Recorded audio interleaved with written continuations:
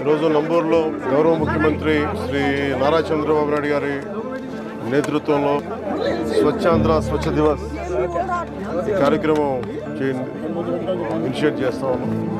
అంటే ప్రతి నెల 3వ శనివారంలో చెత్త లేకుండా మన పరిసరాలని పరిశుభ్రంగా ఉంచుకోవడం ఎలాగనేది నిన్న క్యాబినెట్లో చేసి వెంటనే ఈ రోజున ముందుకు తీసుకెళ్ళండి. శుభ్రత అంటే ముఖ్యంగా మనకి కరోనా లాంటి పరిస్థితులు వచ్చినప్పుడు శుభ్రత ఎంత అవసరం అనేది మహమ్మారులు వచ్చినప్పుడు అర్థమవుతూ ఉంటుంది. ఒకవైపు 2047లో అద్భుతంగా భారతదేశం ముందుకెళ్ళాలి, ఆంధ్రప్రదేశ్ ఎదగాలనుకున్న దాంట్లో చాలా కీలకమైంది పరిశుభ్రత. ఆ పరిశుభ్రతని కల్చర్ అవ్వాలనేది ముఖ్యమంత్రి గారు ఆలోచన. ఇది కేవలం ఒకళ్ళిద్దరూ చేసి క్లాప్ మిత్రాలు లేదంటే మనం మన చెత్తను బయటపడేయటం కాదు, బాధ్యతగా ప్రతి ఒక్కళ్ళు కూడా సోప్ చేసే విధానం. అలాగే ఎక్కడ పడితే అక్కడ ఈరోజు ప్రారంభించేది అద్భుతాలు వెంటనే జరిగిపోతాయి, 24 గంటల్లో జరిగి దీన్ని సంపదని సృష్టించేది.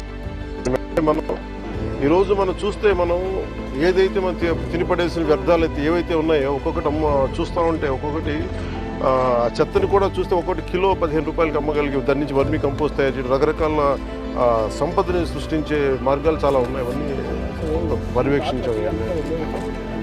సో దాంట్లో భాగంగా ఇది ప్రతి ఒక్కరూ ప్రేరణగా ఆదర్శంగా తీసుకోవాలని ఈ కార్యక్రమం సాగుతూ ఉంది. సో మనస్ఫూర్తిగా మీ అందరికీ ధన్యవాదాలు. ఇది ఈరోజు ఇంకా మొన్న కృష్ణా వరదల సమయంలో నిలబడ్డ కార్మికులందరికీ కూడా ఈరోజు సన్మానం చేయడం జరిగింది, దాదాపు 35 మందికి. నేను ఇది ఆల్రెడీ స్టార్ట్ చేసాం లాంగ్ బ్యాక్. ప్రత్యేకించి ఈ క్లాప్ మిత్ర జీతాలు పెంచాలి అనేది కూడా చాలా రోజుల నుంచి ఉంది. ఆ క్లాప్ మిత్ర జీతాలు రావడానికి కూడా ఆ రోజు మేము ప్రిన్సిపల్ సెక్రటరీ శశికృష్ణ గారు ఉన్నారు, మొత్తం అందరి దగ్గర నుంచి తీసుకొని ముందుకు తీసుకెళ్ళి క్లాప్ మిత్ర సకాలంలో జీతాలు గత ప్రభుత్వంలో బకాయిలు ఉన్న జీతాలను కూడా వెంటనే చెల్లించడం జరిగింది. అలాగే నా దృష్టికి తీసుకొచ్చింది ఎంపీడీఓ గారు కానీ మిగతా ఉన్నతాధికారులు ప్రతి ఒక్కరు కూడా వాళ్ళ జీతాలు పెంచాలనే ఒక ఇది ఉందని రిక్వెస్ట్ ఉందని అడుగుతాను. నేను ఖచ్చితంగా పరిశీలిస్తామని చెప్తాను. పారిశుద్ధ్య కార్మికులకి చాలామంది ఇంకా టెంపరీగా చేస్తున్నారు, చాలా ఇబ్బందులు పడుతున్నారు. మురుగు కలెక్ట్ చేయడం అనేది మనం జనరల్గా పబ్లిక్ అసలు ఆలోచించడానికి ఇష్టపడరు.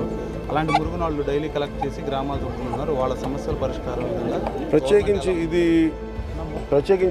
నాకు పంచాయతీరాజ్ స్థాయిలో వచ్చేయని నేను చేయగలుగుతాను. తర్వాత క్యాబినెట్లో ఒకసారి దీని మీద అంటే ఒకసారి క్షేత్రస్థాయిలో పరిశీలించాలి. ఇది అంటే క్షేత్రస్థాయిలో ఒక పరిశీలించి ఇప్పుడు వచ్చి కూర్చొని అంటే కొన్నిసార్లు పనులు చేసేటప్పుడు దాని పర్యవేక్షణ, అలాగనే నాకు కొంత క్షేత్రస్థాయి పరిశీలన అవగాహన, దాని మీద ఒక పరిష్కారానికి మనం బలంగా వెళ్ళచ్చు.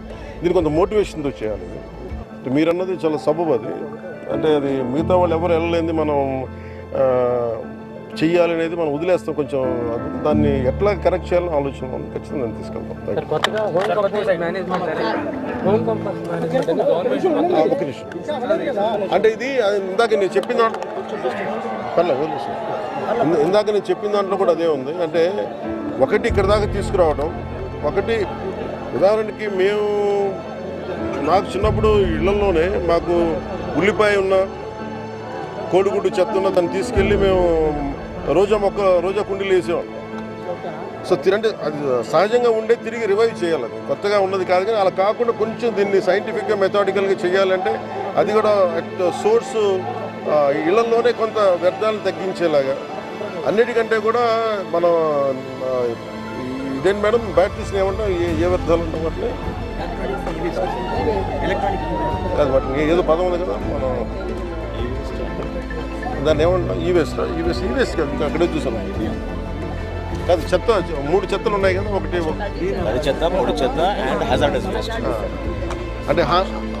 అంటే బాగా వ్యర్థాలను ఎక్కువ తెచ్చే హానికరమైనది కూడా ఎలా చేయాలి ఏంటి అనేది ప్రత్యేకించింది. దాన్ని ఎలా కొంత బర్నింగ్ చేసేయటం కొంత అస్సలు మనం చేయలేని. అలాగే హాస్పిటల్ నుంచి వచ్చేది ప్రత్యేకించింది. అది పొల్యూషన్ కంట్రోల్ బోర్డు అధికారులతో కూడా మాట్లాడాను ఈ మధ్యన. అది కొన్ని హాస్పిటల్స్లో కూడా దానికి కొంత రెగ్యులేషన్ చేయాలి, కొంత రెగ్యులేట్ చేయాలి. వాళ్ళు అందరూ డంప్ చేస్తున్నారా అంటే ముఖ్యంగా హాస్పిటల్ హజార్డస్ వేస్ట్ బయటికి రాకూడదు. అది ఎంత వస్తున్నాయనేది అది కూడా ఒక దృష్టిలో ఉంది.